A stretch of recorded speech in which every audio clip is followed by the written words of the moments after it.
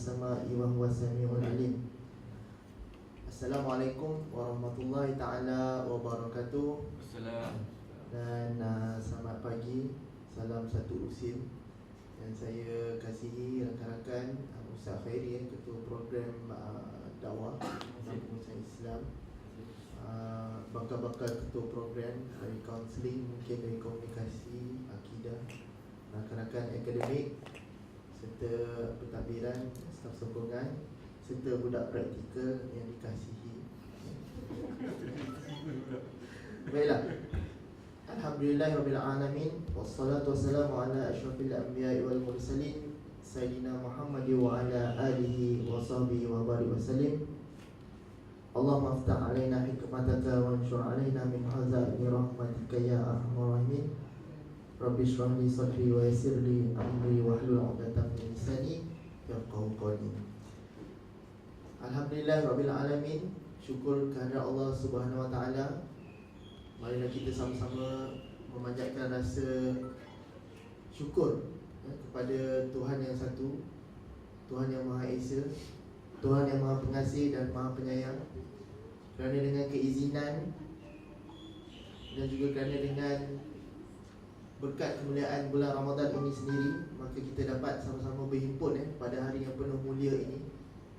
Yang mana saya memandang bahawa hari Jumaat ni adalah hari yang mulia di dalam bulan yang mulia. Maka sesungguhnya haruslah kita mengambil peluang dan ruang yang Allah SWT berikan kepada kita ini untuk kita sama-sama memperbanyakkan dan memperhebatkan amal dan ibadah kita. Tidak kiralah sama ada kita ni orangnya sudah begitu alim dengan ilmu agama maupun tidak seperti saya.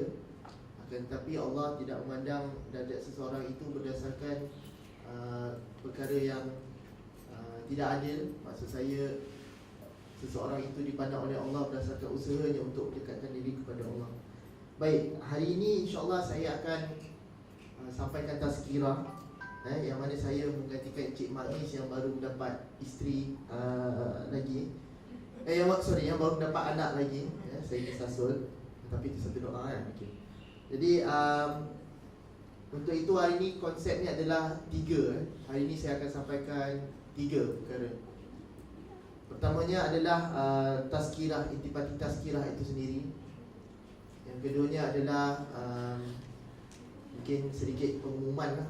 Dan yang ketiganya adalah perkongsian mengenai perjalanan saya bersama para mutawif yang terdiri daripada para pelajar kita ke bumi Madinah dan Makkah, ziarah dan juga ibadah umrah kami di sana lah. Baik, saya pergi kepada yang pertama, iaitu pengumuman dahululah. Pengumumannya adalah tuan-tuan dan puan-puan sekalian, terdapat bonus yang kita akan dapat insya-Allah. Malahan bonus tu sebenarnya bukanlah bentuk materialistik, tapi bonus kepada bentuk jiwa. Apa bonus itu? Bonus itu dinyatakan banyaklah dalam perkisihan ataupun dalam hadis dan juga Al-Quran, iaitu bonus beramal ibadah dalam bulan Ramadan. Yang mana pada bulan ini segala amal ibadah kita ni, dia punya pahala ni tu dilipat kali gandakan. So kerjalah bonus tersebut, kerana bonus tu tidak mengejar kita lah. Jadi intipati yang kedua tazkirah saya pada hari ini adalah mengenai 3 perkara. Yang pertamanya adalah saya akan share tentang 3 peringkat puasa. Yang kedua saya akan share mengenai 3 peringkat Ramadan. Dan yang ketiganya saya akan share mengenai 3 taraf Ramadan berbanding dengan 11 bulan yang lain. Baik, jadi saya pergi kepada perkara yang kedua tu, iaitu untuk tazkirah, intipati utama tazkirah saya pada hari ini, iaitu saya pergi kepada perkara yang pertama, iaitu 3 peringkat puasa. Menurut Imam Al-Ghazali, terdapat 3 peringkat puasa dalam kalangan umat Islam. Yang pertamanya puasa yang bersifat umum semata-mata, manakala yang keduanya adalah puasa bersifat khusus. Dan puasa yang ketiga, peringkat yang ketiga adalah puasa yang dipanggil sebagai khususul khusus, khusus di dalam khusus. Jadi pada tahap yang pertama ni, peringkat yang pertama ini yang dipanggil sebagai puasa umum. Puasa ini adalah puasa yang dipanggil sebagai puasa biasa-biasa. Orang biasa yang berpuasa tahapnya adalah biasa-biasa. Kenapa dikatakan biasa-biasa? Kerana orang yang berpuasa hanya pada peringkat ini adalah orang yang tidak lain dan tidak bukan hanya mendapat apa yang dipanggil sebagai lapar dan dahaga semata-mata. Kerana apa? Kerana mereka tidak boleh untuk menahan lagi, walaupun perut mereka boleh tahan daripada makan dan minum, tapi mereka tidak boleh menahan panca indera yang lain daripada melakukan maksiat ataupun keburukan. Matanya tak boleh ditahan melakukan maksiat, melihat perkara yang tidak sepatutnya.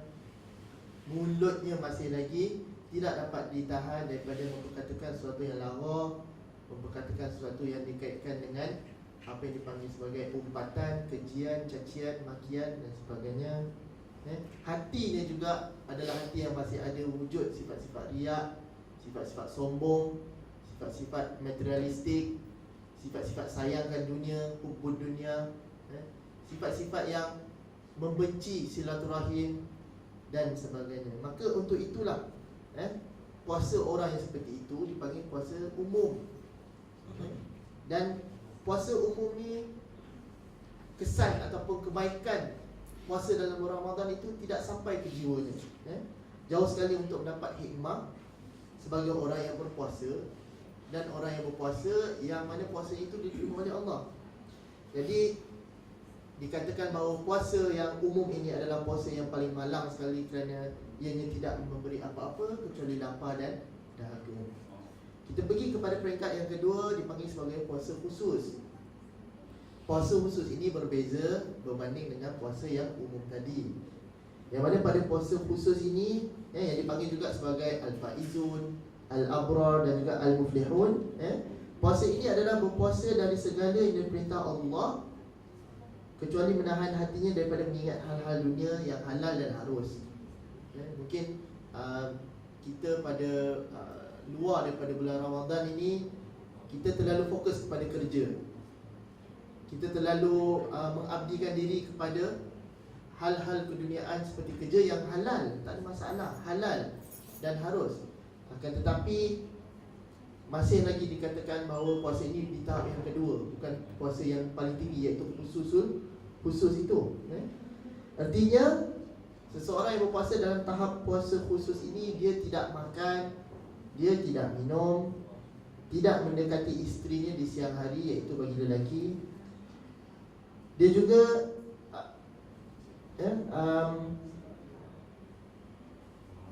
tidak melakukan maksiat, akan tetapi fokusnya masih lagi terhadap dunia lah. Yang ini dipanggil sebagai puasa khusus. Dan yang ketiga adalah tahap yang paling tinggi atau peringkat yang paling tinggi dalam puasa, dipanggil sebagai khususul khusus. Ini puasa muqarrabin lah, golongan orang-orang yang cuba dan selalu mendekatkan diri kepada Allah SWT. Orang-orang ini dia berpuasa zahir dan batin. Zahirnya puasa dari makan dan minum ataupun melakukan sesuatu yang boleh membatalkan puasa, dan batinnya dari segi hatinya, dari segi rohani, dari segi pemikirannya juga berpuasa. Hingga kan pada setengah tahap orang seperti ini meninggalkan terus hal-hal keduniaan dan cuba untuk mendekatkan diri kepada Allah secara total. Jadi hati orang-orang yang puasanya pada tahap terbaik ni, itu khusus ni adalah sepanjang masa mereka mengingati Allah SWT. Hati mereka tidak tenggelam dalam hal keduniaan. Bahkan fokus mereka tidak lain dan tidak bukan adalah untuk mendapatkan keampunan, keredaan dan keberkatan daripada Allah SWT. Puasa ini ialah puasa para rasul, para nabi dan awliya, awliya Allah. Tentu sekali kita sukar untuk dapat capai ke tahap ini, akan tetapi dengan keizinan Allah, insya-Allah, jika kita berusaha, jika kita ikhlas dalam berpuasa khusus itu, kita akan dapat sekurang-kurangnya capailah tahap minimumnya itu. Jadi untuk itu, bukanlah saya nak menyatakan bahawa puasa umum, puasa khusus dan puasa khusus itu adalah sesuatu yang kita perlu macam ni saya kata, katakan bahawa kita tak dapat nak capai tahap yang tinggi. Tapi sebenarnya yang saya nak share di sini adalah jika kita berusaha memperbaiki amalan puasa kita, insya-Allah ganjarannya begitu besar di sisi Allah lah. Baik, itu ialah peringkat puasa. Saya pergi kepada perkara yang kedua, iaitu peringkat Ramadan. Sebulan tu dalam bulan Islam, kalender Islam sendiri pun memang ada 29 ataupun 30 hari. Jadi Rasulullah SAW telah membahagikan Ramadan itu kepada 3 fasa, 3 peringkat. Mudahnya 3 fasa tu kita bagikan secara adil, iaitu 10 hari fasa yang pertama, 10 hari fasa kedua dan 10 hari fasa ketiga. Jadi dikatakan, Rasulullah menyatakan bahawa 10 hari pertama itu adalah rahmat Allah. Pada 10 hari pertama inilah rahmat Allah tu ditebarkan seluas-luasnya di atas muka bumi ini. 10 hari yang kedua itu adalah maghfirah, ataupun keampunan, yang mana pada fasa yang kedua ini mohonlah keampunan sebaik-baiknya kepada Allah, kerana pada fasa itulah Allah buka seluas-luasnya pengampunannya kepada kita. Dan yang ketiganya adalah fasa jaminan dilepaskan daripada azab api neraka. Jadi apa keutamaan pada fasa yang pertama itu? Keutamaan pada 10 hari pertama dalam bulan Ramadan. Diriwayatkan bahawa 10 hari pertama Ramadan itu adalah hari-hari yang diturunkan oleh Allah SWT rahmatnya kepada manusia. Dan pada 10 hari pertama itu juga kita akan kita akan banyak mendapat limpahan pahala sekiranya kita melakukan suatu kebaikan dari pelbagai amalan baik yang kita lakukan sepanjang kita laksanakan puasa 10 hari pertama itu. Keutamaan 10 hari kedua pula dinyatakan bahawa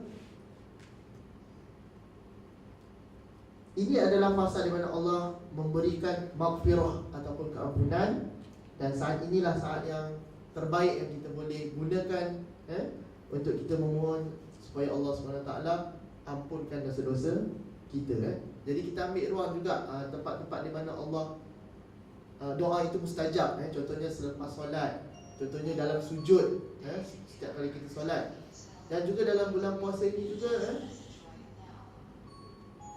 Tu pengumuman suruh orang panggil, suruh datang ni Dan juga antara tempat yang mustajab doa tu yang Allah terima secara langsung adalah semasa kita berbuka puasa.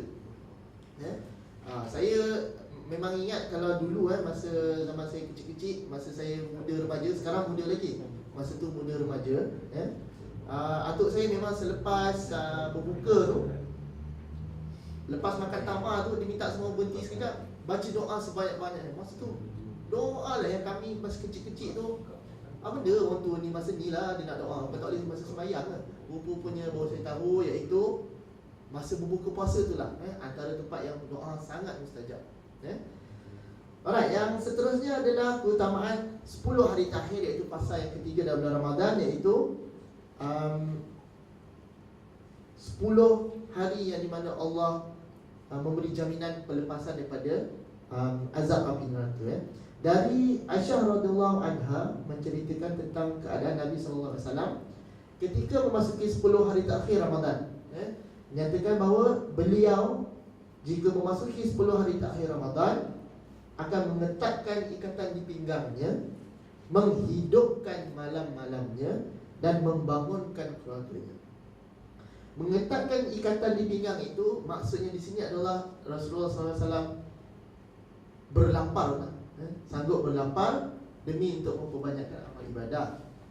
Dan Rasulullah SAW menghidupkan malamnya dengan Lailatul Qadar, dengan Qiyamul Lail lah, dengan memperbanyakkan solat sunat, berzikir, membaca Al-Quran dan sebagainya, serta mengajak ahli keluarganya, membangunkan keluarganya untuk turut bersama-sama dengan Rasulullah. Jadi 10 akhir Ramadan merupakan penutup pada bulan Ramadan, sehingga sepatutnya setiap manusia mengakhiri Ramadan ini dengan penuh keinsafan, dengan penuh kebaikan, dan berdaya upaya ataupun dengan bersungguh-sungguh memperbanyakkan amal ibadah yang mana ianya akan dirindui sangat-sangat setelah berakhirnya Ramadan nanti. Jadi sebab terdapatnya keutamaan juga dalam tahap yang ketiga ini, iaitu 10 hari Ramadan terakhirnya, adalah kerana dalam 10 hari Ramadan terakhirnya diturunkan apa yang dipanggil sebagai Lailatul Qadar. Okey, saya pergi kepada yang terakhir, yang ketiga, iaitu taraf Ramadan berbanding dengan 11 bulan yang lain di sisi Islam.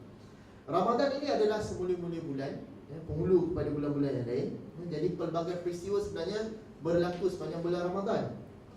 Jadi peristiwa-peristiwa yang Allah Ta'ala kurniakan berlaku dalam bulan Ramadan ini tidak lain dan tidak bukan adalah untuk menunjukkan bahawa bulan Ramadan ini adalah seagung-agung bulan berbanding bulan-bulan yang lain di sisi Allah. Antaranya apa? Saya share 3 perkara yang menunjukkan bahawa bulan Ramadan ini tarafnya sangat tinggi berbanding 11 bulan yang lain.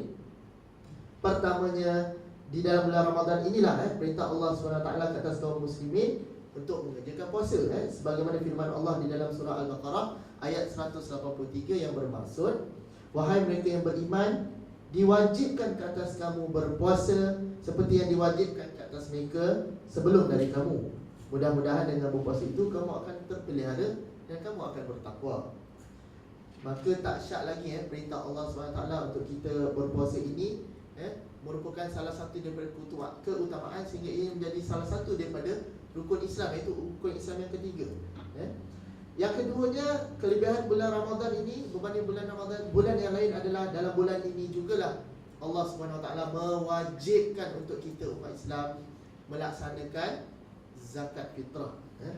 Dan kefarduan zakat fitrah dalam bulan Ramadan ini menggambarkan betapa eratnya ibadah puasa itu dengan ibadah zakat. Kerana berpuasa itu selain daripada digalakkan untuk memberi makan kepada orang lain, zakat itu sendiri adalah salah satu bentuk yang menunjukkan bahawa kita ni digalakkan untuk membantu orang-orang yang tidak berpeluang untuk hidup senang seperti kita inilah.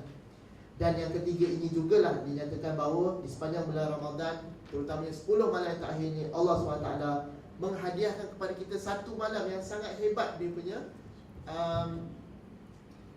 khasiat ataupun kelebihannya, iaitu dipanggil sebagai malam Lailatul Qadar. Jadi untuk itu pada 10 malam yang terakhir inilah kita ambil peluang, terutama dinyatakan bahawa malam Lailatul Qadar ni jatuhnya pada malam yang ganjil kan. Jadi kita perlulah perhebatkan ibadah kita seperti qiyamul, zikrullah, bacaan Al-Quran dan sebagainya. Tapi saya ingin memetik kata-kata seorang blogger dalam satu blog yang dinyatakan bahawa la takunu ramadaniyan walakin kunu rabbaniyan. Saya tersentuh juga dengan kata-kata ini, iaitu dia menyatakan bahawa janganlah kita ni sebenarnya menjadi hamba bulan Ramadan, akan tetapi jadilah hamba kepada Tuhan. Apa maksudnya di sini? Maksudnya di sini bukanlah dia menidakkan usaha kita untuk beribadah dalam bulan Ramadan, tidak. Tapi kebanyakan daripada kita, termasuk saya lah, saya akut dalam bulan Ramadan ni beria-ia tadabbur, baca Al-Quran, buat amal ibadah yang mungkin lebih daripada bulan-bulan lain. Tapi habis saja bulan Ramadan, masuk je hari raya pertama, hilang segala-galanya seperti apa yang dilaksanakan dalam bulan Ramadan. Kena demam ketupat, demam lemang, demam rendang tok, masa lodeh. Rasa macam nak buka pula kan. Apa nama dia? Hilang segala amalan yang kita laksanakan di bulan Ramadan. Jadi untuk itu maksudnya di sini adalah kerana bulan Ramadan itu datang sekali saja dalam setahun, tapi Allah SWT ada sepanjang masa setiap detik macam kita. Maka untuk itu perhebatkanlah juga bulan-bulan yang lain dengan amal ibadah seperti mana yang kita laksanakan dalam bulan Ramadan. Baik, jadi saya habis perkara yang kedua dalam tazkirah saya ini. Harapan saya adalah semua orang dapat cakna dan ambil keberkatan daripada ilmu yang telah disampaikan.